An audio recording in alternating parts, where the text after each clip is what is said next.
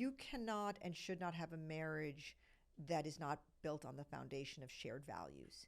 And too many people go into marriages based on like love and chemistry and fun and society saying ding ding ding, time to get married, and are your families know each other, whatever it is, and or this is as good as it's going to get, I'm going to do it, I've had this this identity of getting married, and they have not ever looked hard at each other's values and seen if they have the same values, DNA profile.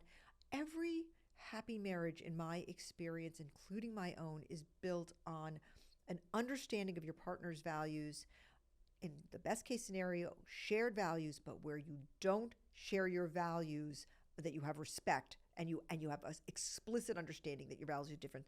Any good marriage is built on a shared understanding of what values are and what each individual's values are and how much they have of each one of them. And so that when you are having problems, instead of saying you're this, you're that, you can talk about the value and take the and depersonalize it somewhat and say, okay, here's this value of achievement.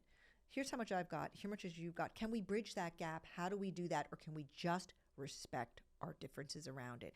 And this is going to sound a little wackadoodle, but I'm just going to go with it here since I'm on this rant about marriage, which I actually, just to underscore in case you haven't picked it up already, I really, really believe in. Jack and I did this crazy thing.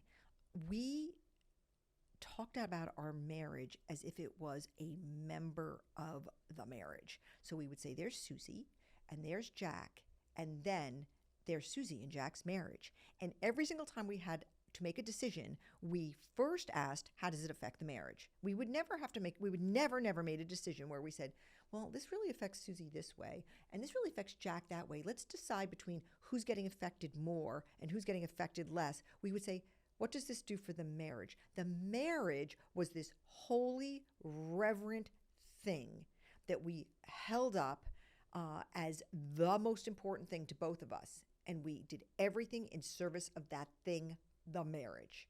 And we talked about the marriage like it was an entity.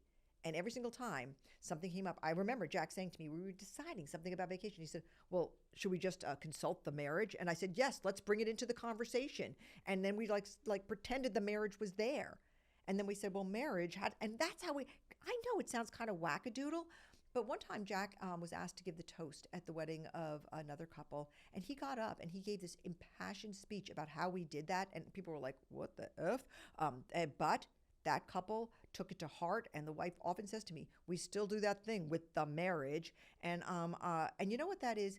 That is actually placing a value and considering your marriage, your value, your central value.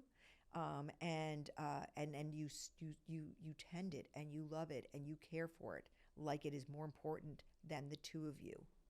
That's pretty powerful stuff. It was for us.